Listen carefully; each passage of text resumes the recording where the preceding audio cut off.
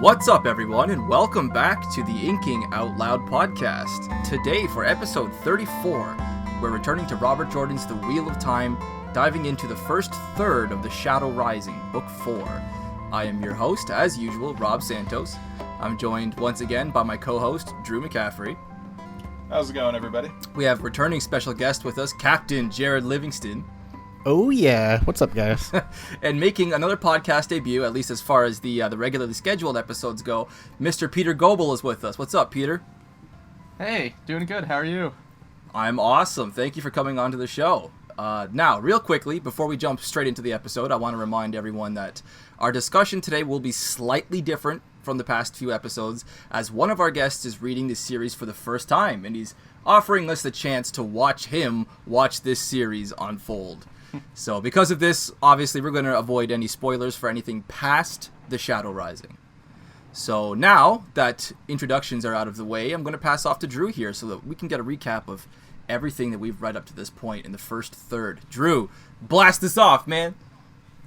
Yeah, so this book really hits the ground running with some standard what's going on elsewhere. We get Min arriving at the White Tower, and we get some glimpses as to what the White Cloaks are up to going into the Two Rivers. But then right away we get our bubble of evil, our three-pronged bubble of evil in the Stone of Tyr, where Perrin's axe attacks him, and Matt's cards attack him, and Rand's reflections come to life.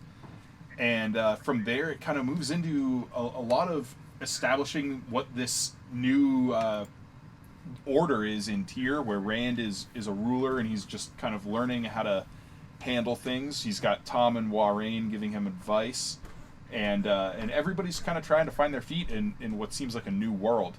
And so yeah, they kind of are all sorting out their particular relationships. We have a really cool scene where Rand and Matt and Warraine all go through the Redstone doorway to Rangreal and get their answers from the Aelfinn. And we get a fantastic attack, Shadowspawn attack on the Stone of Tyr. Rand uses Kalendor. Lanfear reveals herself for the first time to Rand. You know, we now have on the page confirmation that Selene is Lanfear. And from there, after fighting off that attack, Rand makes his decision that he's going to the Aiel Waste, and he plants Kalendor back in the heart of the stone. And meanwhile, Nynaeve and Elaine decide that they are going to head off to Tanchico to follow one of the two Black Ajah leads they're given. And that's pretty much where we leave off.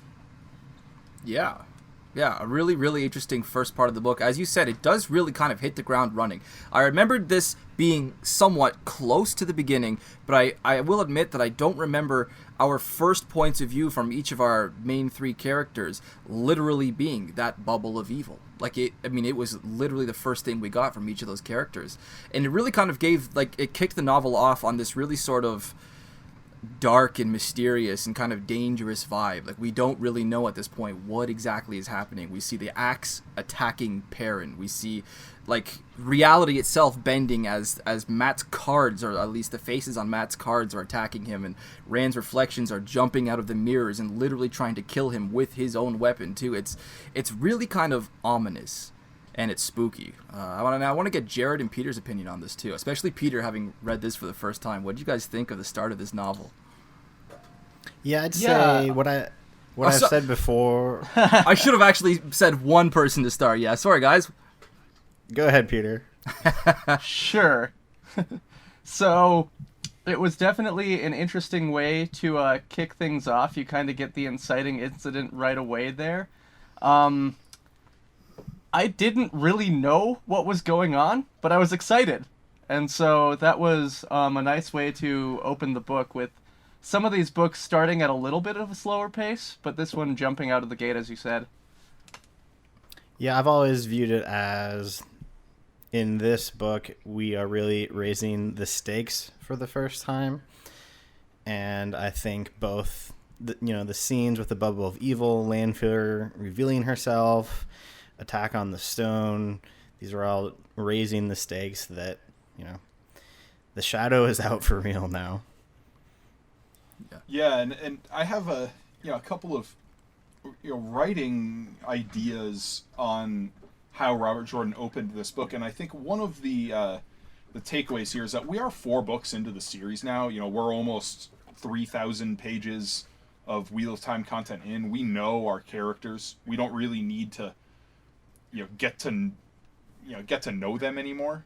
Sure. Obviously we're gonna grow with them, but we know Rand and we know Matt and we know Perrin, and so Robert Jordan, I think, felt comfortable opening their plot lines with action because he knows that readers at this point are already invested in these characters. They know them, they like them, they're rooting for them, and he can just open up with a life-threatening situation. Whereas if the first book opened up with this scene, readers would A, be lost, and B, wouldn't necessarily care about what happens to these characters. They don't know them. They don't know whether or not they should root for them, And I think as we saw in Dragon Reborn, and we're going to see going forward in this series, Robert Jordan finds a comfort zone with putting his characters into early book life-threatening situations because he can trust that the readers will be immediately engaged and will really care whether or not these characters live or die. Yeah, no, definitely. Sure. Sorry, I was just kind of totally brain farting there. I'm just realizing here that all of my style points, it looks like I've actually erased them by accident here, so I'm actually going to have to go off by memory here. But yeah, like the start of this book gives us a lot to digest and a lot to look forward to with what's coming, because this is, as Craig Hanks just said, he was on our last episode, our last 2 episodes actually, this is his favorite book, and I think I agree, this is my favorite book because of how much is happening in these, what, you said 800, 900 pages. This is one of the largest Wheel of Time books, I think. It might be like the second this one's longest. over 1,000. Yeah, I it's think the longest. it's the longest, more so than Lord of Chaos. It is longer than Lord of Chaos. Damn, there you go. Higher word count. Yep. Yeah, and I mean, every single word deserves its time on page. There's just so much to be taken here. I kind of want to just kind of dive right into our characters, but I want to make sure there's nothing that we have, stylistically speaking, that Drew wants to get out of the way before we do so. Well, the last sort of style thing, and maybe this is more of like a high-level strategy thing when it comes to writing, is the way, as we've talked on previous episodes, the way Robert Jordan uses point of view to build tension. In the Dragon Reborn, for instance, it was all about using Perrin as our main point of view character and only giving us tidbits of Rand. So we have the chase, and we have this mystery around Rand's motivations. But in this, it's all about using point of view to expand the world, but also to leave questions remaining. And in a microcosm, that Bubble of Evil scene is exactly that, where we have each of the 3 characters experiencing this Bubble of Evil, and then afterward, Moiraine explains it, right? So throughout, we don't know what's going on. But even inside of not knowing what's going on, Rand is the 3rd one of them. He's the last one. So with Perrin and with Matt, both of them immediately assume Rand is going crazy. He's doing this. And so we have to think as readers, oh my gosh, Rand is doing this. Yeah, but I have to say, like, reading it for the first time, that's exactly what I thought. Yeah. Really? And it's only when we get to Rand's point of view and the same thing happens to him that we realize, oh, Rand was asleep this whole time. He didn't do this. This is something totally different. Yeah, true. Yeah, I mean, I don't recall having that particular impression on my first read, but then again, my first read was, Jesus, 15 years ago at this point, so I could be totally misremembering. I just, because, I think it might have been Matt or Perrin. Now that I think on it, might have been Rand, who immediately thought, okay, this has to be one of the Forsaken. And I thought, that was where I was. I was like, this has to be Rand, one of the Forsaken. Okay, so if it was Rand thinking that, then I can see absolutely what you were saying. Just getting this from Matt, and then, previously Perrin, having no further context, I can see why you'd think it was Rand. I don't recall thinking it was Rand, but it if it smells like it, looks like it, tastes like it, Yeah, it's not an inaccurate assumption to make, or at least not an uninformed assumption to make. Yeah. Yeah, and so going forward throughout this, we have other points just in this first third where we have maybe unusual point of view choices from Robert Jordan, where key scenes are viewed from characters you wouldn't expect. Like Yes. in this scene when Rand announces I'm leaving and drives the sword back into the stone, that's not from Rand's point of view, right? It's from Warren's point of view. Yeah, it's Like which is strange. We don't get many Moiraine POVs in these books. Like, I mean, she got one paragraph at the end of Eye of the World. She got like maybe 10, 15 pages in The Great Hunt. Did she get anything at all in Dragon Reborn? I don't remember. I don't think she did. like- And why do you think it is that this was the scene that Robert Jordan decided to depict from Warren's point of view? What was it about this scene? I think it's because it helps us get a little more of an idea of Moiraine's personality and how she reacts when things go out of her control. Because for the most part, she drives events through the first 3 books, right? And then sometimes she has to chase after Rand and adapt to what he's doing. But even in the context of that, like when she's chasing Rand with Perrin and Loyal and Fail and Lan in The Dragon Reborn, Moiraine is still dictating how they are going to approach that chase. And this is really the first time here that Moiraine doesn't have a plan anymore. Rand made a decision that was so far out of left field that Moiraine is off, off in no man's land. Yeah. She's in uncharted territory here.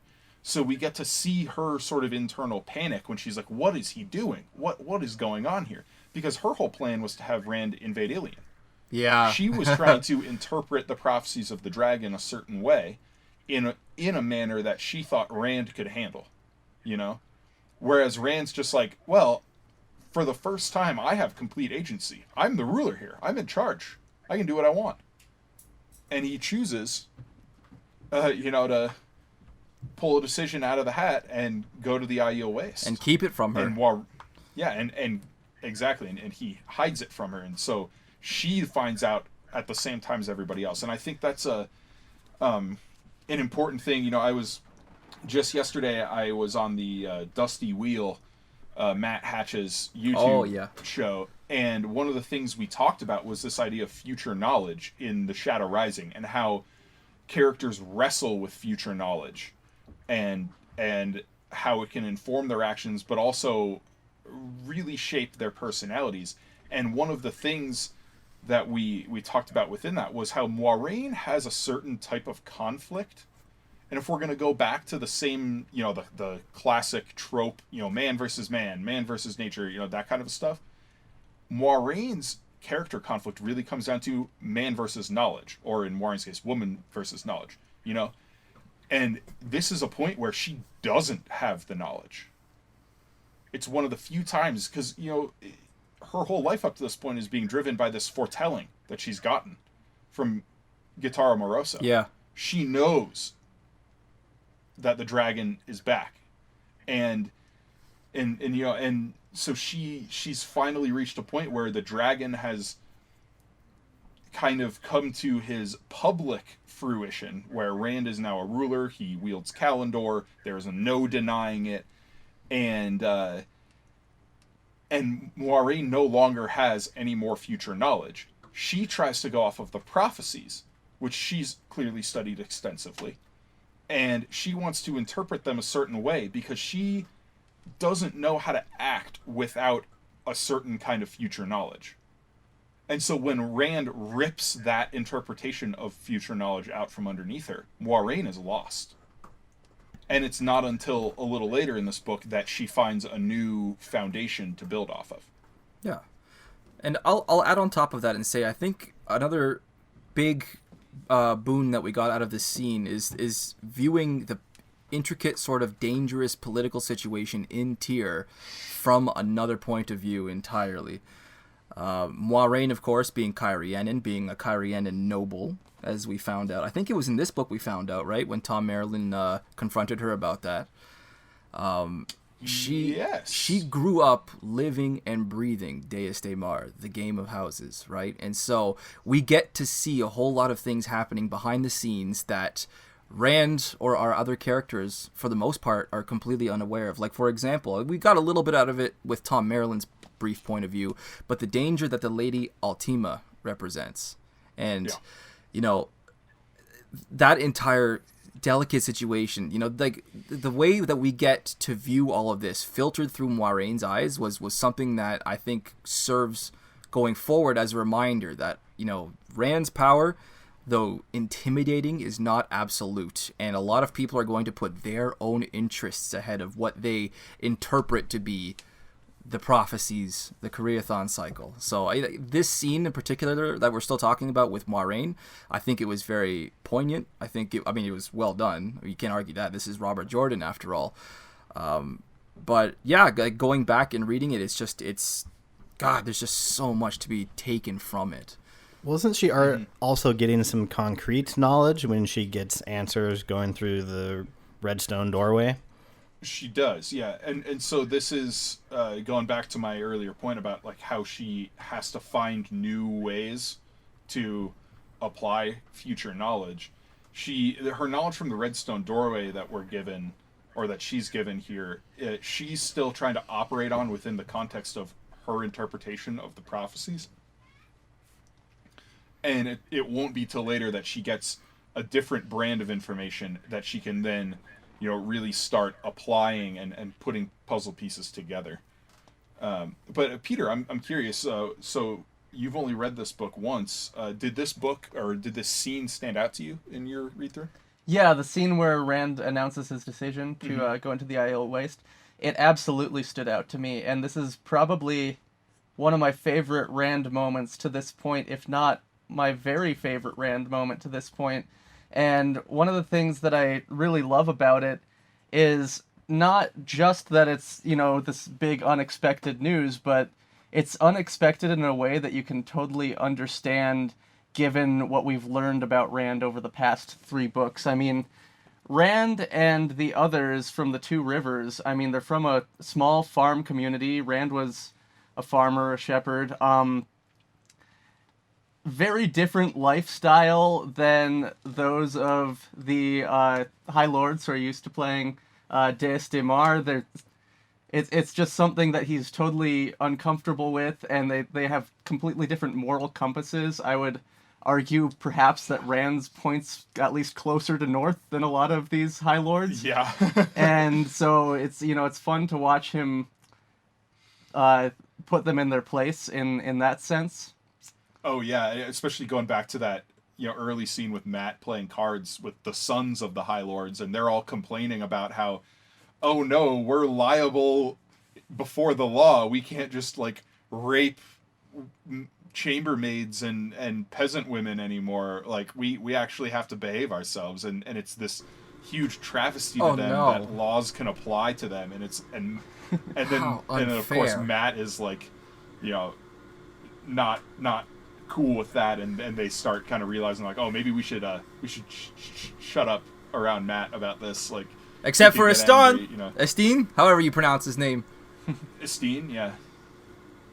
God, what a character that guy is. Yeah, I really like kind of how cheeky Rand gets at certain points with the High Lords, and even if you think about him, the way that he is driving Kalandor into the stone and leaving it, and in a very cheeky manner telling Moiraine that he would like to see someone try and pull it out who shouldn't be. Yeah. And I also like how, going back to this idea of Moiraine's point of view for that big scene with Rand's announcement, we know that Moiraine has been trying to advise him, but we've also gotten hints that Tom has been advising him, and that Rand has in fact been seeking out that advice. And so many of Rand's decisions in this scene were, if not Tom's idea, at least driven by Tom's advice. And so from Moiraine's point of view here, we're getting to see her react to how Tom plays the game of houses. and I like that a lot. I love the line when Tom walks in on her, and it's something like she's straightened up as if she had the perfect right to be rifling through his box. Yeah. No, you gotta admire that, about Moiraine. She has, I mean, figuratively speaking, she has balls. Doesn't she? Oh, yeah. I mean, she has that bearing, that sort of, like, I have the divine right to do whatever I want. We're going over so many character points of discussion I have for Moiraine, but I feel like we're already at the perfect spot to just keep going, because I love discussing Moiraine, especially in the first third of this book, because we get to see such a different side of Moiraine. Like, for example, losing her cool after her interaction with Rand following the bubble of evil. The way she kind of just busts into the room with Nynaeve and Egwene, they're interrogating the Black Aja.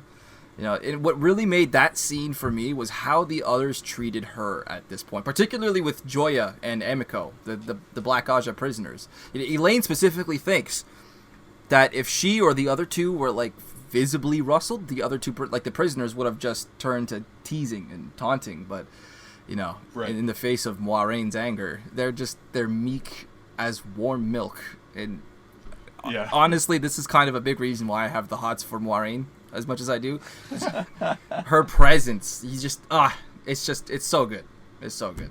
Sorry, I just needed to get that out. You'll be happy to hear, part of that conversation on the Dusty Wheel that I had yesterday, after talking through this whole idea of Moiraine's conflict versus knowledge. I admitted, I said, the more I've considered her character, the more I'm at least coming to understand why Rob and why Craig from the Legendarium love Moiraine so much. Love her so much. Because I was always like, Moiraine's fine. She's not my favorite. I don't dislike her, but she's just kind of there. She did some cool things. But the more I've dug into it on this reread, I'm like, okay, yeah, actually, she really is an impressive woman. As Craig would say, our bae. Oh my god, I don't think Jarrod... Craig say that? No, yeah, Craig definitely... I was the one who said bae. Did you say bae? Oh, crap. I think now that you mention it, I think you were. I'm sorry, Craig. I didn't mean to throw shade at you there. That was Drew, now that he mentions it. Yeah, no, Craig called you out on it, actually. You guys will see when the episode comes out. But yeah, no, I mean, there were a couple things that Moiraine did or thought that I don't agree with. Like, she's not perfect. I don't want to claim that she's, great. The scene, actually, I do want to say she's great, but she's not perfect. I'll stick by that. The scene at the end of this part here that we've been discussing for the past 20 minutes now, when Rand makes his proclamations and he informs everyone that he's leaving, there's a moment where Moiraine, she has like this particularly ruthless thought about the Lady Altima. She wonders about the wisdom of leaving her to her machinations in Cairhien, and she realizes that this lady's too big of a threat. But then she thinks perhaps an accident could be arranged in Cairhien. And I'm there like, damn, that is cold. And it's good to be reminded that Aes Sedai cannot break the three oaths and kill directly, but they can get shit done when they need to. Well, and I would also say, like, I think it's important that you said it's a good reminder there, because this is not the first time that Moiraine is prepared to kill somebody. Yeah. Or to have somebody killed. I mean, clear back in The Eye of the World, she outright says, like, to the Taveran boys, I would rather see you destroyed than fall into the hands of the Shadow. She said something along the lines of, before seeing that happen, I will kill you myself. Which she uses the word destroy. Oh, you're right. She does say destroy. You're right. Yeah, but and there were points in along the way in the inns and in these villages where like, there's an implication that maybe she's ready to have Lan go, like, off some dude who might have learned a little too much about her. It was an innkeeper. Yeah, I think it was... It was the servant guy who's, like, he realizes that she's Aes Sedai. Oh, yes. Right before meeting, Noam. Yeah, okay. Yeah, and so stuff like that. Like, Moiraine, she's cold. She's Cairhien noble she's woman. Ruthless. She's ready to do what she's ready to do. It's kind of hot. I had no idea you felt this way, Rob. Sorry, there's something about chicks that can kick my ass that, I don't know, does it for me. It's a thing. So let's move on from Moiraine, though. I want to talk about Matt in these early chapters. Oh, okay. Because it kicks off with one of my favorite, like one of the most entertaining scenes where Matt is just whooping these noblemen at cards, you know, and we get that familiar Matt that we got in The Dragon Reborn, you know, with his gambling, and we have the fun that his luck can bring. And then in typical Robert Jordan fashion, he flips the scene on its head, you know, and throughout the whole scene, as I said earlier, we have these references to what Rand is doing. He's using alternative points of view to show what our main characters are doing. You know, we find out from Perrin's point of view and from Rand's point of view that Matt is trying to leave all the time. And we find out from Matt's point of view that Rand is making all of these different, you know, laws and these changes in rulership. And yeah, it's funny with Matt especially, though, because he keeps trying to leave, but he keeps being drawn back by Ta'Viren, but tied into that is it's simply his personality. Like he can't give up the opportunity to take gold off these idiot noblemen whom he has no respect for. You know, like these guys who are talking about, oh, maybe I'm gonna marry this noble woman rather than that one because this one has 2 or 3 hot chambermaids. Yeah. Like, and Matt just has like the utmost contempt for these guys. So he's like, oh yeah, I can take more gold from these guys. It's not time to leave. So yet. he kind of grits his teeth. Yeah. Yeah, and I love that though because it's such a multifaceted personality that Matt has. Like, he's just fun to read. There's so many different ways you can dig into Matt's character. Yeah, like what's going to hurt them more? Me sitting here and condemning them, or taking all of their fucking money? Yeah. Right? That's how you really get to a nobleman that selfish and conceited. You take his fucking gold. Yeah. Oh, I don't know.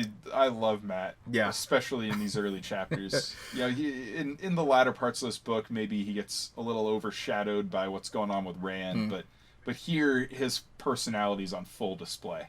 Yeah, no, I treasure these points of view that we get from Matt. Obviously for the humor.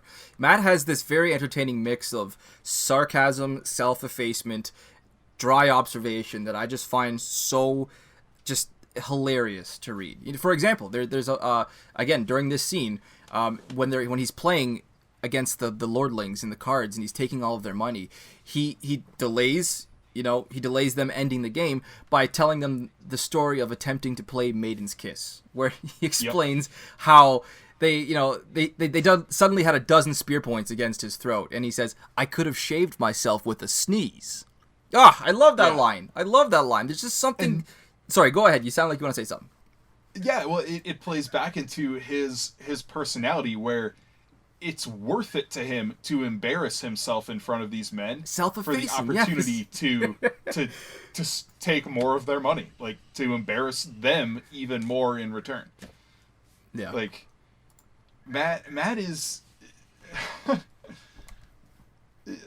as other characters say later in the series, he's a surprisingly layered person. It's easy to think of Matt as a caricature, as like a one-dimensional kind of trope of like the trickster, but there really is so much more going on with Matt than just that, and that's something we'll get to in greater depth a few books down the road here. He's an onion. But I really like Lion on the High Plains. I really like the scene with Matt and Tom, and we're kind of getting like a psychoanalysis on Matt from Tom's point of view. Yes. Mm-hmm.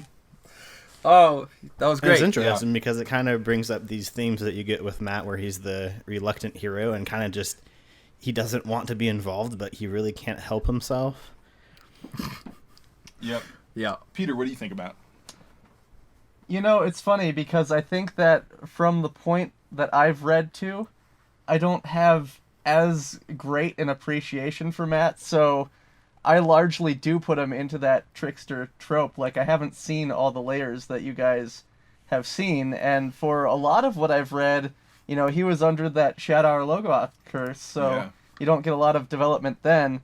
I liked your point, though, about how it's not just Ta'Viren keeping him there, or just Deus Ex Machina, if you prefer to think of it that way.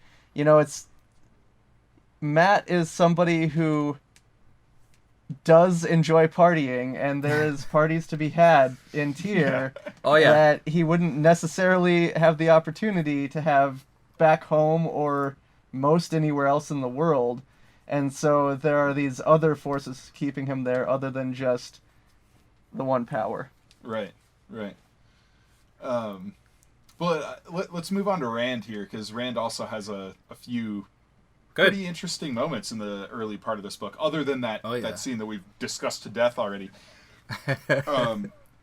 One clearly major moment for him, and it's a lesson that I think he has to learn a couple of times across the series, is this idea of power not being the easy button. And it's the moment during the attack on the stone where he comes across this dead girl, and he has Kalendor, and he's at the height of his power. He's he's doing these crazy things. He's creating this like shadow spawn hunting lightning tornado and all this, like, which is a fantastic chapter, by the way. The stone stands is one of my favorite scenes in the entire series. But it's the quiet moment after, when he says, I can do anything with Kalendor in my hands, and he tries to prove it by resurrecting this girl and re-engaging her body's functions. Her heart starts beating again, all this stuff. But he's not God. He can't heal death, and he has to learn this hard lesson that just because you have the biggest hammer around doesn't mean every problem can be solved with a hammer. That's a good way to put it. That's a very good way to put it.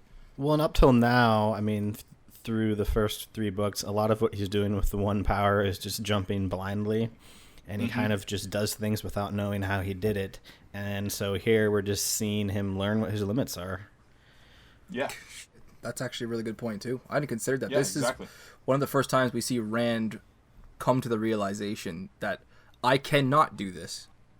Because up until now, I mean, things have worked out better for better or worse in his favor, And I remember being really surprised going on with Rand's character here, and kind of intimidated, I guess, by the changes in his personality, not just in his ability, but in his personality as well. Between just the ending of not the ending of The Dragon Reborn, because we didn't get a whole lot of Rand in The Dragon Reborn. But take, for example, the person he is at the ending of Book 2, The Great Hunt, and then the beginning of The Shadow Rising now. Everything that's happened to him in the interim.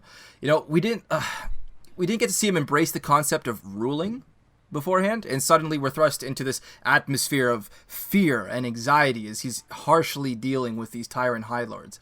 And I remember thinking when I was a kid and I was first reading these, that Rand was being a complete ass, and somehow I didn't pick up on just how cruel, and we've touched on this slightly so far in this episode, and how evil these high lords are capable of being. They struck me originally as garish, incompetent fools, obviously, but and as fake sycophantic weasels at the start of this one.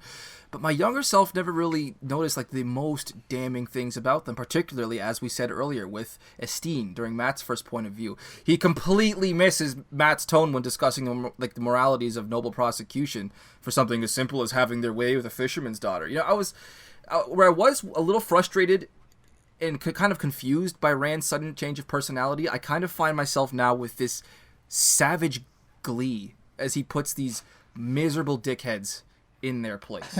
Yeah. It's the casual evil. Yeah. That comes with the power the High Lords and Ladies wield. And as you said, where there's just an utter disregard for anybody they see below their station.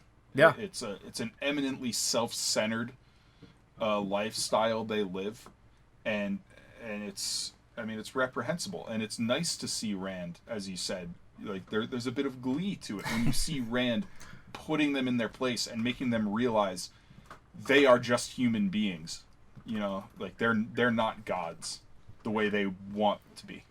Well, and one of the things that I really like about all this is I think one of the major themes of Wheel of Time in general, at least as far as I've read it, is how, as these prophecies come to be, the structure of power is totally turned on its head, and you have all these rulers and high lords who have had the lion's share of the power up to this point, but now that the Dragon Reborn is here and he's held Kalendor, and there really is no denying it, as Drew said, they're really just clamoring to figure out where they stand and to preserve their station, and they're realizing as all of this is unfolding that they're not as strong as the tide they're swimming in.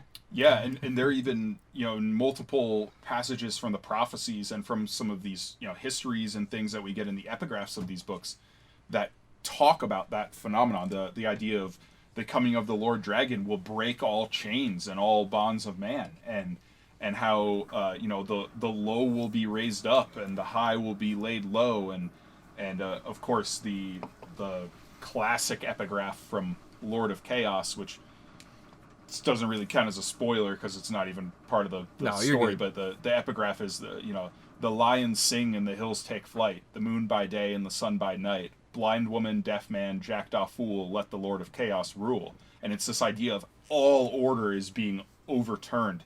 Things that were the way they are being torn apart. Nothing makes sense anymore. The existing power structures cannot be relied upon with Rand's coming. Yeah, he's the manifestation of that impending change. And we're kind of getting some pretty direct symbolism with this, with the stone falling for the first time. Yeah. Yep. What I really like about Rand's interactions with the High Lords is that for one of the first times in the books, he's dealing with an evil that isn't necessarily the shadow directly, These aren't Trollocs and half-men and Forsaken. These are just normal guys who are asses. Yeah, that's a good way to put it. I guess they are, aren't they? They're just normal guys who are asses. It's kind of opening Rand's eyes in that, these are the things he's going to deal with on the way. Yeah. Mm-hmm. Yeah. And so sticking with Rand, I want to drill down a little bit because we've talked a lot about kind of the high-level things with him, but his specific interactions with characters. Another one of my favorite scenes in this book is when Elaine and Egwene come to execute their handoff, so to speak, and also to attempt to teach Rand. And I love the character dynamics in this scene. I love seeing Elaine and especially Egwene come to a realization of just how powerful Rand is, and just how careful they need to be when they're dealing with these new concepts in their lives. We've already seen the Wonder Girls get berated in the White Tower and by Varen outside Tarvalon, about diving into things headlong. By just assuming they can handle a situation and saying, "Yep, I'm going to go do this," and then they find themselves in hot water. And this is yet another situation where, had it been anyone other than Rand, they might have died. Yeah, I really like to use Peter's analogy that he just gave us a few minutes ago. They are not as strong as the tide they are swimming in, and they just got a very real example of exactly that. Yeah, and it's also like a really neat look into Rand's psyche, even though that scene is from Egwene's point of view and Elaine's point of view, at least at first, where we see what Rand's power and his inability to control it is doing to his not only his peace of mind but his temperament, because Rand is a young man who for most of his life has been pretty much in control of himself and his surroundings.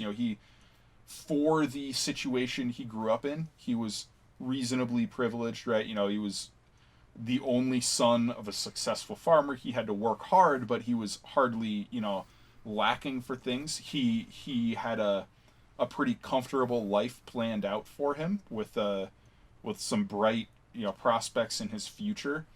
And when he's thrust into this new role where suddenly things are out of his control, both externally and for the first time internally, where he can't even control himself, it clearly frustrates him.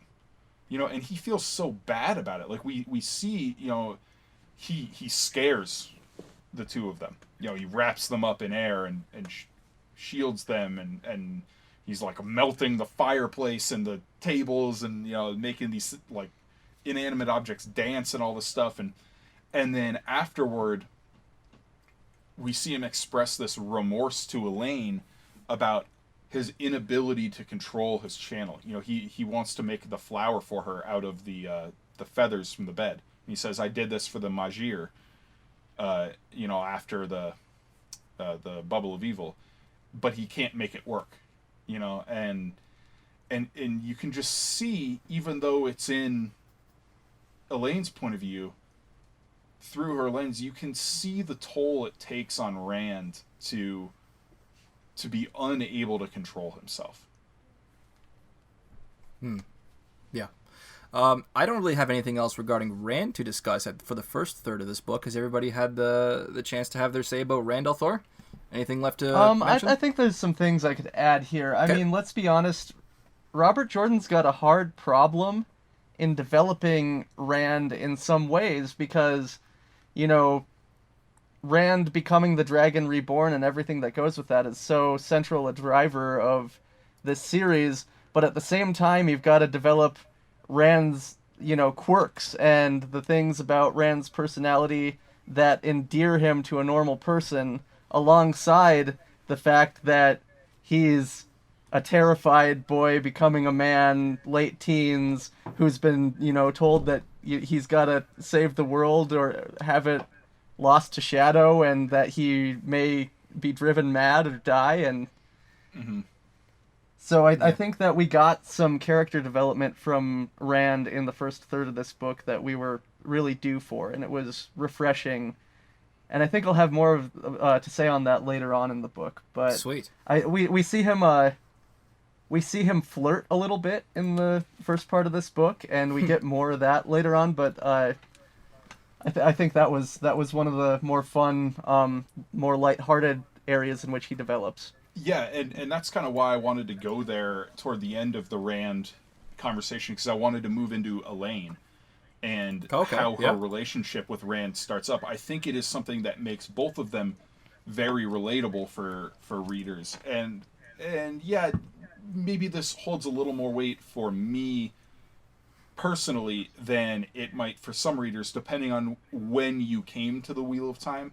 But, you know, I came to the Wheel of Time as, you know, a 12-year-old boy, where I was just, you know, starting to, like, you know, step into that stage of life where, you know, flirting is a thing, and suddenly my schoolmates and my friends are finding boyfriends and girlfriends and beginning to navigate romance and you know, puberty and things like that. And so for me, this scene always, like, hit me really hard, because I was like, wow, like, it's so cool to see it all come together like this. Not easy, because it is complicated with Egwene's previous ties to Rand, and it's complicated by Min and things like that. But these few moments we get with just Elaine and Rand in the stone are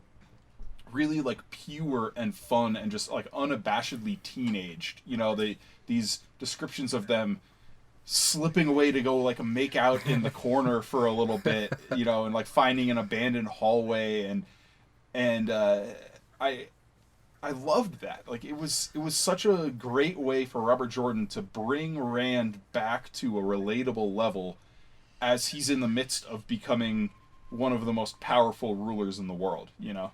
Yeah, no, like, Elaine represents to me the knack that Robert Jordan has for giving characters relationship problems without making those characters about their relationship problems. Yes. You know, we have these hitches in the romance between Elaine and Rand. These are additional problems that they have on top of their own respective duties. Yeah, Elaine is a burgeoning Aes Sedai, future queen of Andor, and now Hunter of the Black Aja. You know, she has quite a bit on her plate as it is.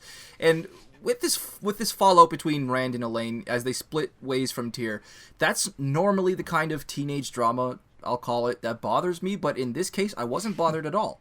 And I think it's because I can rationally see both points of view, or emotionally, if not entirely logically. You know, you can understand why Rand would be so hesitant to ask Elaine to stay in Tyr, because like he fears it would not only make him seem weak and dependent, but it could also be taken as disrespect for her station, or at least her duties, you know. But on the flip side, you can also empathize with Elaine, who of course is kind of hurt by the fact that Rand's apparent solution is to completely and wholeheartedly agree with her leaving. Like, come on, dude. At least tell her that you wish you could ask her to stay. Give her something. Jeez. Yeah. Isn't it the most teenage thing ever when she sends him one letter just gushing over him, and then another just ripping him a new one? And I think that's some of the fun of this part of the book, is that juxtaposition between these teenagers being teenagers and the power structure of the world being turned on its head. And like, let's not forget, along with all these things on their plate, that Rand's got a Forsaken that's trying to seduce him, and High Lords throwing themselves at him, who are also beautiful. And it's a good thing that he's stubborn, right? Like, it's a good thing that's one of the things that defines Rand. So on the topic of Elaine's letters, you just know that in her letter she totally had the line, "I am a princess and I deserve so much better." That sounds like something Elaine would say. With like, more or less words, perhaps. 20 years before the proliferation of texting and dramatic text breakups, where girls are like, "Oh, you know, I'm a princess and I deserve so much better." Daughter of Andor, you could have been mistaken. Yeah, I can see that coming out of her mouth. Like it's exactly the kind of thing that happens all the time with high school relationships. You know, I got such a crack out of that when I sort of had that realization. Jordan, that this. Sorry, go ahead. No, just this idea of like in our modern day, where there's some accusations that go around about maybe like current generations feel entitled, or the idea that like parents raise their children to say like, "Oh, you're special. Every child is special. Every girl is a princess." Like all this stuff, but in this letter, Elaine really is a princess. She totally could have said, "I'm the daughter heir of Andor. I deserve more respect than the way you treated me." Yeah, I'm kind of glad we didn't get to actually read the letter, because that might have sincerely affected my opinion of Elaine. Oh yeah, I agree. I think it's much better to leave those letters unread. I don't know. I want to see the drawings. Yeah, really, eh? Yeah, no. There was one thing. Oh, do I not have it on here? Oh, I must have actually put it on my other. Shut up, phone. Sorry, guys, that's my phone going off there. We'll cut that out in the final. Sorry, there was a great point about Elaine here that I had. It must be on my points for part 2, but for some reason it takes place in part 1. I don't know why I put it here. No, I didn't. Oh well. What I did want to say though, I still remember what the point was. It was how Elaine. What she did, that the symbolic gesture of what she did when she was first coming, clean with Rand, and she was telling him, basically how she felt. We have, Egwene saying, "Oh, sorry, Rand, I don't have feelings for you," and then, Rand is like, pretending to be, not hurt, at least according to her point of view, pretending not to be hurt. But Elaine, as Rand tries to make this flower for her the same way he did to the Majir, and he fails, and he just drops it, and he's just, brushes it off. He's like, "Oh, I'm sorry, a flower. That's no gift for a daughter heir." But she picks it up, and she keeps it. And she keeps it because he wanted it to be a flower for her.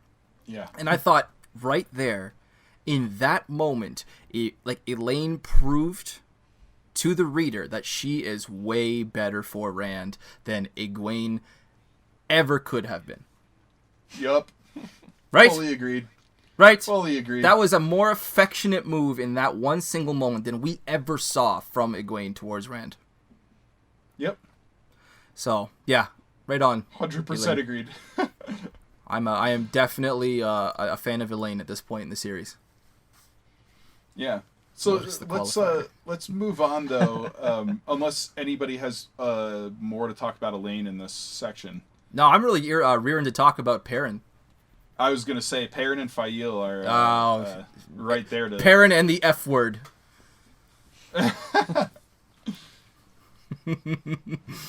Sorry, go ahead. I didn't mean to cut you off there. No, all you. Okay. What do you got for Perrin?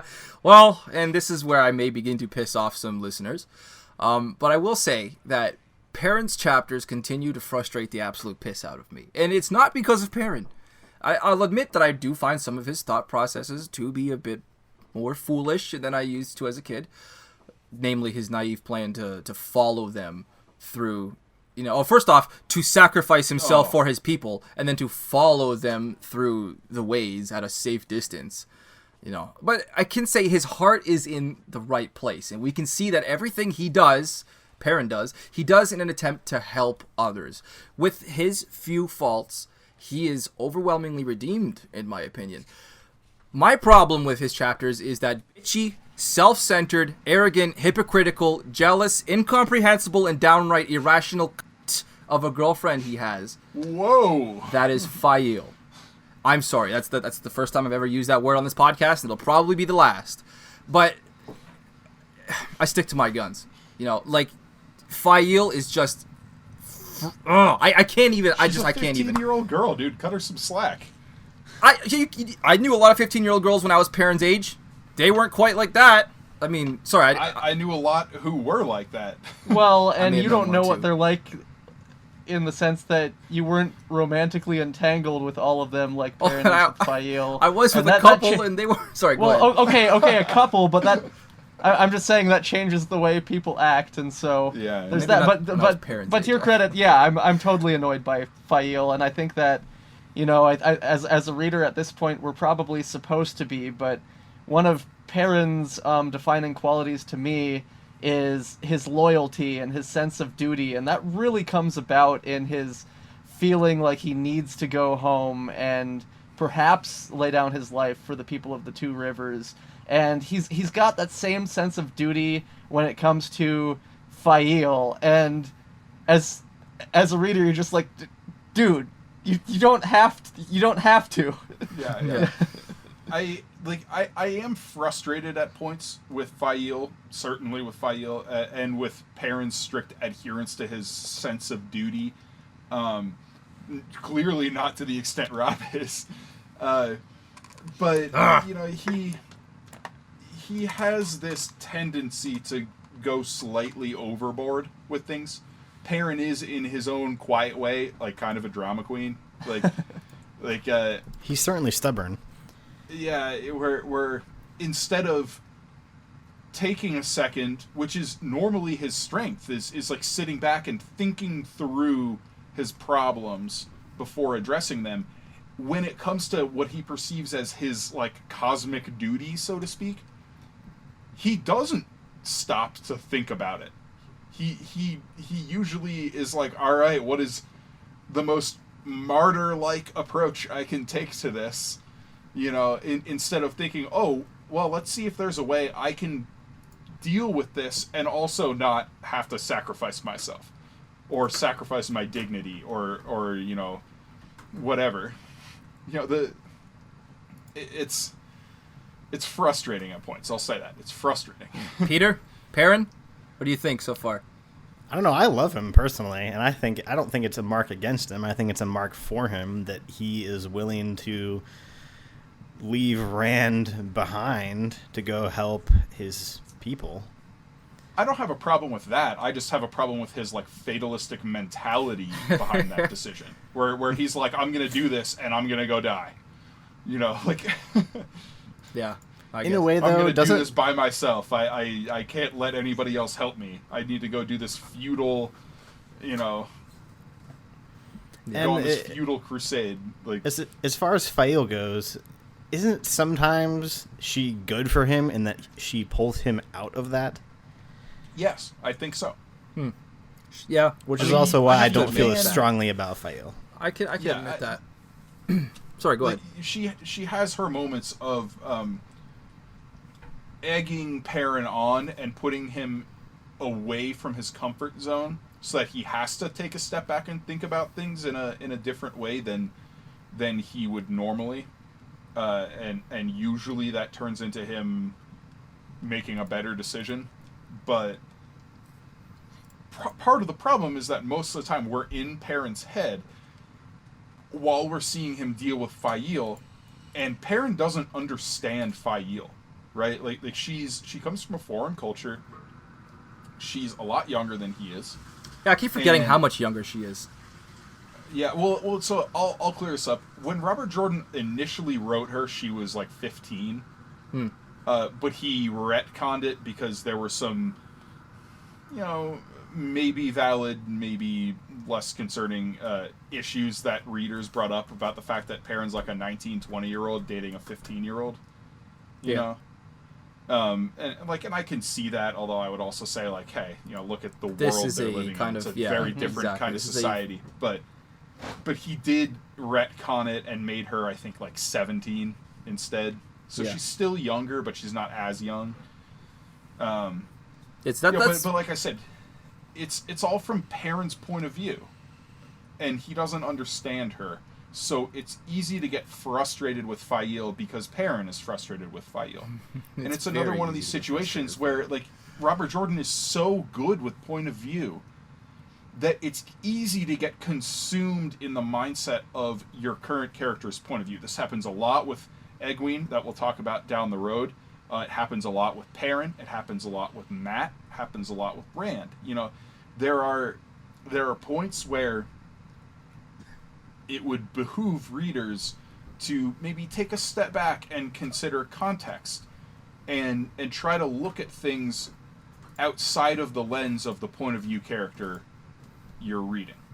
Well, I don't want to make everything I have to say about Perrin Aybara seem like it involves his wife, at this point his girlfriend, because he does have a lot going on in his own right. But I want to say it's still frustrating on that front too, because once again, everything in his life seems to be trying to screw him.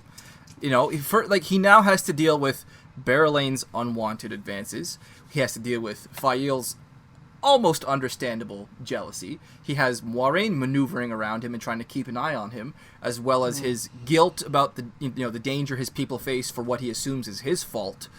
And all the while, he's caught between the proverbial jaws of the wolves invading his mind, Randall Thor tugging on his soul as a Taviran.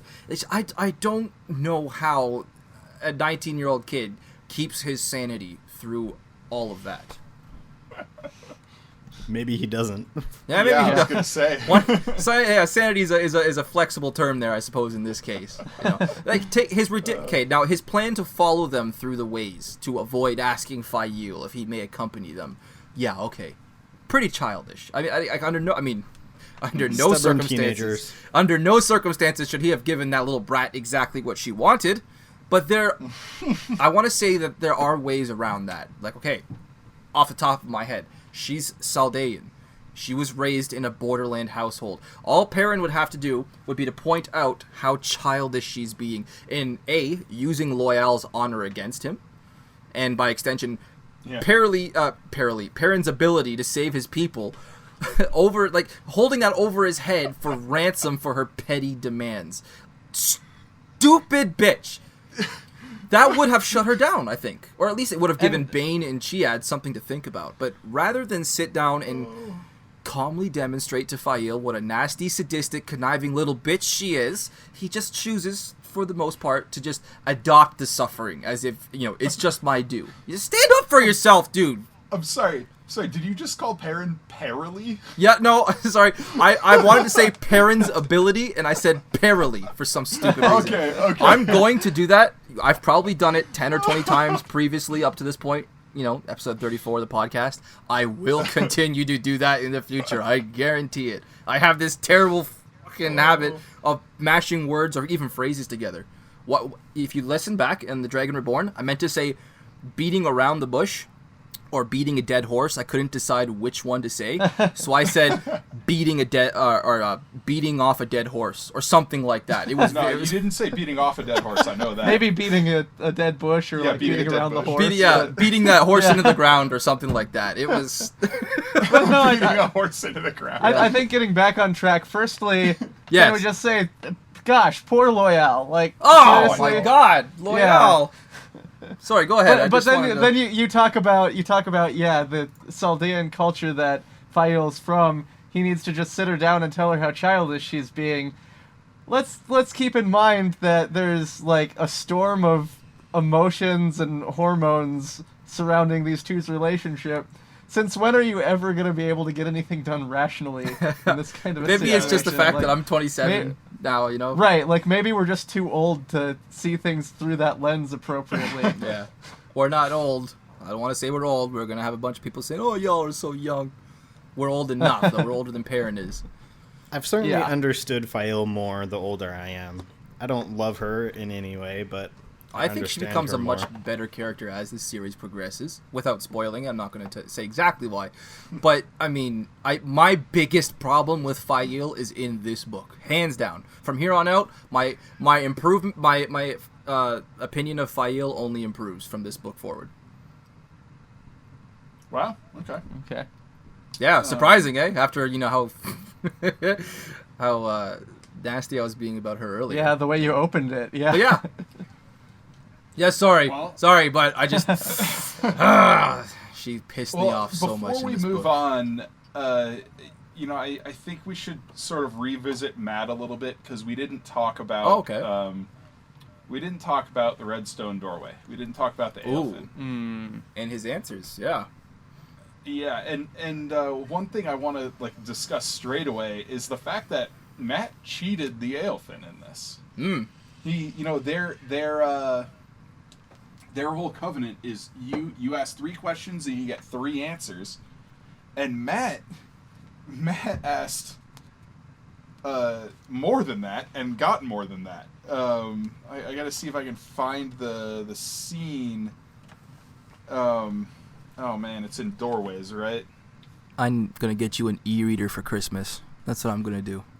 Oh, I mean, I have iBooks on my phone, but I don't want to. You're no pleb. I don't want to drop $130 on the collected Wheel of Time right now when I already owned multiple copies of all the books. Yeah, I suppose. I mean, I did it, but that was years and years after I bought them. And plus, half of my my physical copies are just obliterated and destroyed, and they can barely be held together.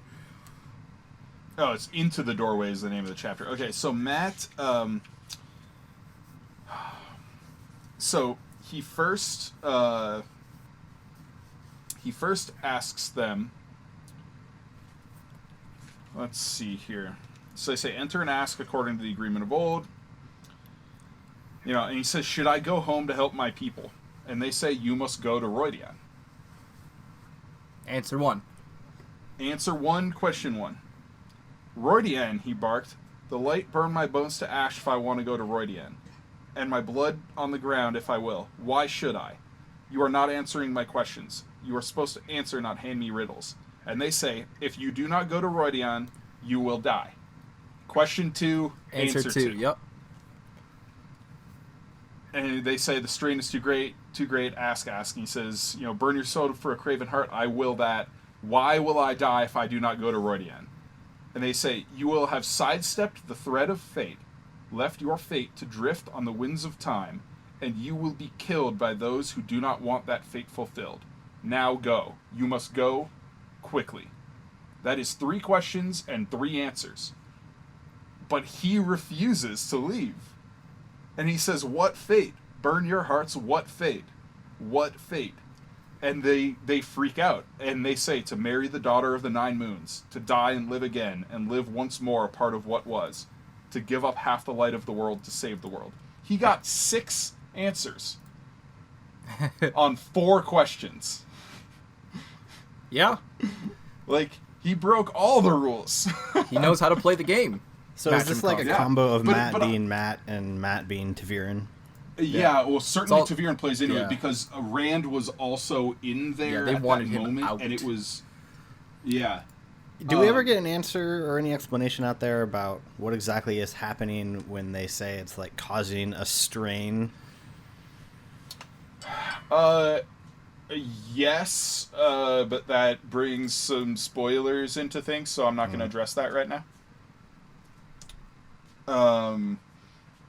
But yeah, I just think it's funny how everybody concentrates on his 3 answers as the, marry the daughter of the Nine Moons, give up half the light of the world, and, oh my gosh. Live once more apart again of once was. What did I just say? That was like the second, live once more a part of what was. But that was the second half of the, how am I blanking on this?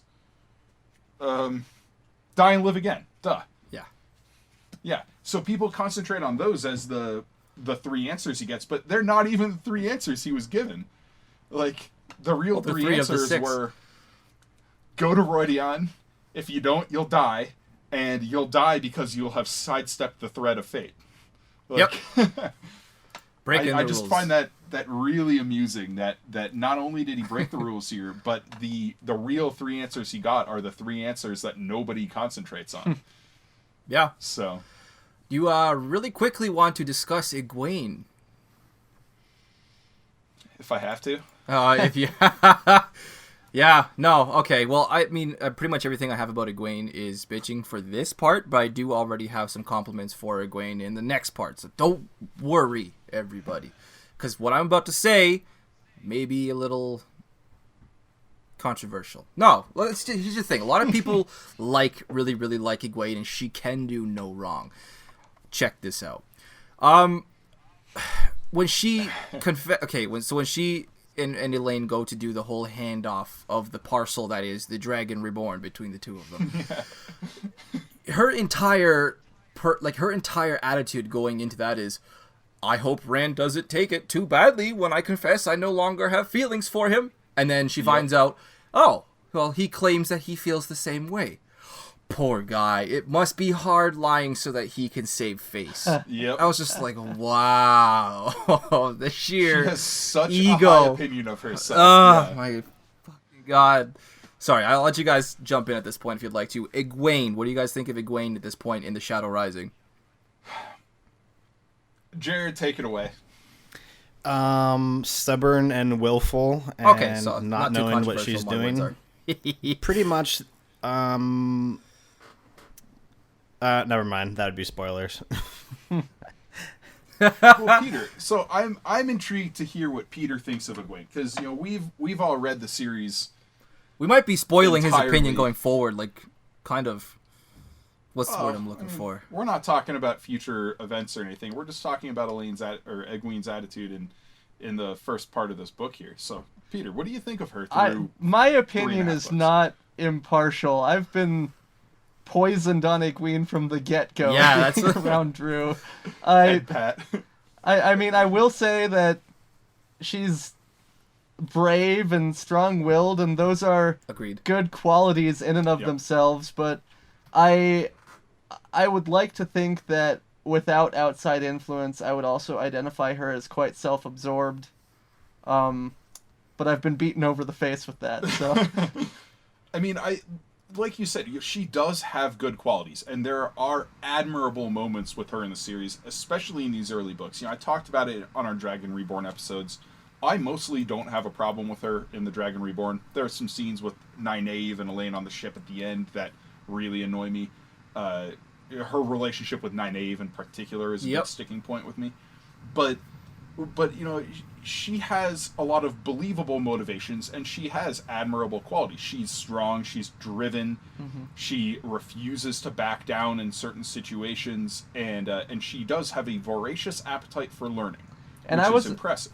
I was impressed with her at times in The Great Hunt when she steps up to the plate and getting out of the situation when they're captured by the Shanshan. Yeah, and so it's like, I may come across as like an Egwene hater, and I will say, like, I do not like her, but it's not like a blind hate. I'm not totally unwilling to see any good in her character, because there is good in her character.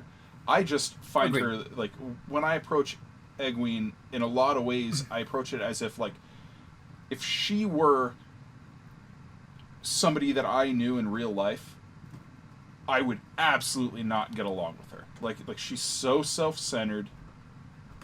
She's so Arrogant. hypocritical in so many situations. Like Egotistical. I don't get along with people like that. You know, and Egwene, especially in these first few books, has her moments that really annoy me, but for the most part, I'm fine with her. And I'll leave it at that. I'll reiterate what I said at the top of my Egwene points here. I do have more positive to say about her in the next part. They're like, Egwene is a character that I do have plenty of reasons to root for later in the series. But at this point in this book, she is pissing me off. In the future, I will have better things to say. More, you know. Yeah, most of the stuff I have to say about Egwene is coming up in the part 2. Mm-hmm. Sweet. Yeah, that's the other thing. There just isn't a whole lot to discuss about Egwene in the first third of this book. I mean, it's interesting to see these glimpses of Tel'aran'rhiod as she's starting to flex her muscles as a dreamer. And we're getting certainly. some more of her of these visions in her dreaming that are pretty interesting and pretty fascinating to read. But yeah, I'll definitely have a lot more complimentary on her front going forward. For sure. Yeah. Are there any more characters that we want to discuss before we move on? You know what? I just want to discuss it really, really quickly. I don't have a lot to say. I just have one particular thing I want to say about Elida. Okay. With that brief point of view we got from Elida in the prologue. You know, I like Elida at this point, not as a person, but as a character, and that's because I think it's very easy in fantasy and sci-fi to write an antagonist simply because you need a bad guy, you know. But I guess it's not really the prologue. It's chapter 1, isn't it? This book doesn't have a prologue, right? Yeah, I was about to mention. Yeah. I forgot to bring that up in the style discussion. This is the only book in the series that doesn't have a prologue. In the whole series. In the whole series. Oh wow. Yeah. Damn. But yeah. But no, I agree with you on this because it would be easy to write like a villain for the sake of a villain, but Elida's motivations here are very believable. You know, she's a competitive woman in a competitive environment and is seeing a weakness in her rival. Why wouldn't she pursue that? Especially considering her reasons for doing so. We find out that, like right here, we find out that her foretelling about Rand al'Thor bringing pain and division to Andor has really shaken her because she had a previous foretelling that where she foretold that the royal line of Andor holds the key to victory in the last battle. I thought that was such an excellent little detail, and it's so perfectly timed that Robert Jordan gave us about Elida's motivations, and it adds a whole lot more dimension to Elida as a character at this point in the series. I thought it was superb. Yeah, and that's actually a really big point. I'm super glad you brought this up. That's the first time in the series we get that foretelling. We get that information about that the Royal House of Andor is the key to the last battle, and that's a big bomb to drop right now because, you know, like all the prophecies we've heard thus far just talk about the Dragon Reborn. You know, we haven't had any outside influence on what we should be expecting for the last battle, and now we have this. The Royal House of Andor is the key to the last battle. And we're like, whoa, okay, what does that mean? Especially early on in this book where we just had a scene with Gawain right there, right? And then we go to Tyr and we have Elaine hunting the Black Ajah, and we realize, probably more imminently than we had before, the current Royal House of Andor is very much enmeshed in events right now. So it puts another question in the backs of our minds for how we should approach the story going forward and what we should be looking for as we're trying to puzzle out where all the threads of this story are going. Sweet. Heck yes. Yeah, so moving on, I kind of just want to say I'm going to skip over the like deep lore. Deep penetrative lore. Yeah, penetrative lore. Yep. Yeah, that's the new thing. And listener questions. Since we have Peter on the podcast, we don't want to spoil anything for him. But I wanted to just kind of open it up for like general final thoughts, before we go into the final draft. Peter, you got anything more you want to talk about? Oh man. That's a very vague question. Yeah. No. Okay. Not at this point. What stood out to you? What were some of your favorite scenes in these early pages? I mean, of course I loved the stone stands. Yeah. That was a really good battle. I Yeah, it liked was. where we started off with the Bubble of Evil because I liked that the book started more quickly. Hardheads was kind of fun in that it, put the characters' teenage angst in context in the background of these earth-moving events. And then, of course, putting the High Lords in their place through Moraine's perspective. Yeah. Heck yes. Okay. Yeah. Agreed with everything there. It was so good. Jarrod, what about you? Well, definitely Stone Stands would be my favorite. And I know some people would disagree with this, but I've always liked Min. So I particularly like how it opens with her at the White Tower. And actually, there's a lot of important stuff going on there. Yeah. With her viewings. Yeah, In general, very portentous. Yes. In general, I would just say I really like the pacing in this book, and I like how I mentioned earlier that's just, the stakes are higher. Yeah.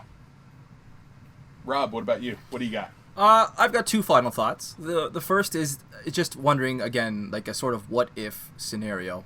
I would really love to have actually seen the scene where the Wonder Girls take back the Amerlin's letter from Matt. Because you already know exactly how that scene would have gone, and you're lying if it's not hilarious. I mean, they show up, all smiles. Matt immediately sees through it, realizes why they're there, calls them on it. And then he just, denies having it anymore, or claims that maybe he lost it. I was walking down the street and the wind just took it out of my hand. And they're just like, yeah, huh? And they just turn that room inside out. Yeah. I figured that scene would have been a gem. It's too bad it happened off screen. I hope they show that in the TV show. Oh, that'd be great. Oh, really yeah. do. And my last, I suppose, like, just miscellaneous thought, I want to say that I am so, this is more of a style thing, I suppose. I am so digging Jordan's proclivity for that scripture-style epigraph. At the beginning of this book, and I quote, "The shadow shall rise across the world and darken every land, and even to the smallest corner, and there shall be neither light nor safety. And he who shall be born of the dawn, born of the maiden, according to prophecy, he shall stretch forth his hands to catch the shadow, and the world shall scream in the pain of salvation. All glory be to the Creator, and to the light, and to he who shall be born again. May the light save us from him." Oh, I'm so excited! Just the Wheel of Time. I'm just Yeah. I can't. it's I'm incredible. totally white girling right now because I can't even. Go get your pumpkin spice latte after this. It's the right time of year, isn't it? It is. No, I think that's great. I'm glad you brought up the epigraph because it's, a lot of people tend to concentrate on a couple of the epigraphs, like the one I quoted earlier, the Lord of Chaos one, and the one at the end of Crossroads of Twilight, and the We Rode on the Winds of the Rising Storm. Oh, yeah. I have a good story about that one for later. But I think some of these that are early on that have what you said, this like biblical tone and style are, beautiful to read for one thing. It really shows Robert Jordan's ability to move a person with words.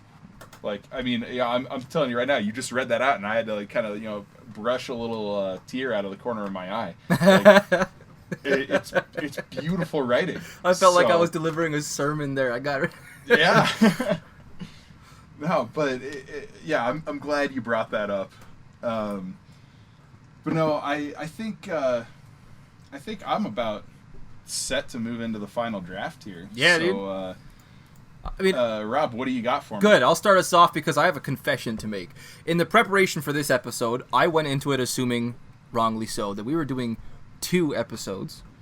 for The Shadow Rising and not 3, so I actually read up to the halfway point in this book. And my thematically appropriate beer, which I am holding in my hand right here, it has to do, these are my keys. thematically speaking, with something that we actually haven't quite arrived at yet. So I am just going to say that throughout this episode, you can see the beer is unopened. What I've been drinking so far in this episode is just a bottle of Dasani water. Nice. Some good old-fashioned dihydrogen monoxide, grease up those organs. Being healthy. Heck yes, hydrate. It's important. But for the next episode, which we are about to record, I will be opening this one. So a guy walks into a bar and he says, "I'd like a glass of H2O." And then the guy comes in after him and says, "I'll have some H2O too." He dies. And then he died. Heck yeah. All right. So Zing! Jarrod, Hold on. am I Pat put a correct? freaking kick and rim shot at the end of that one. Sorry. It will be in All right, there now. We're gonna cut that out. Jarrod, am I correct in saying you do not have a beer for today? That is correct. Okay. And Peter, I believe your beer is for part 2 as well. Yeah, my beer is for part Oh, 2. really? Yep. Yeah. So, Drew, you better bring it, dude. Well, that's good because I brought it. Oh? Today, I am drinking a beer from Grimm Brothers Brewing Company in Loveland, Colorado, which is a fantastic little brewery. They do a lot of like German-style lagers and stuff. And this particular one is a lemon radler, which is essentially a shandy. It's like a beer fruit juice mix. It's a lemon radler, and there's like a whole origin story behind this.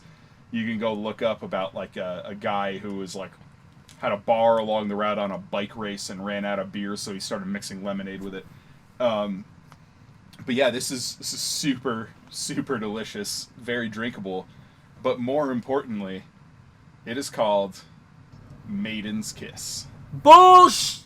What? Bullshit! What? I do not accept the fact that you found a beer, once again, that is that thematically appropriate. I don't understand. Like, are you secretly a millionaire and you actually own a fucking brewery and you are just fucking with my head and actually coming out with all these little, very specifically named things, beers? Maiden's Kiss? Are you fucking shitting me? Sorry, I had to get that out of my system. I see it, I just don't believe it. I'm now I fucking figure I'm hallucinating or some shit. He can't do. How do you fucking continue to do this shit? Sorry, we had like what 3 curse words in the entirety of the episode, and now we've got like 14 out of me in the past minute. There's no way that Drew can keep this up for 2 more sections of Shadow Rising. All right, so yeah, that is our wrap for episode 34 of the Eking Out Loud podcast. Next up, we're going to be covering up to chapter 42 of The Shadow Rising, so we're going to be doing 3 episodes for this book, as it deserves, as it so richly deserves. If, as always, if you enjoy our content and you want to help us bring out more of this stuff for you, you want to get access to some of our exclusive short episodes or early access to our regular episodes, check out our Patreon page, patreon.com/inkingoutloud.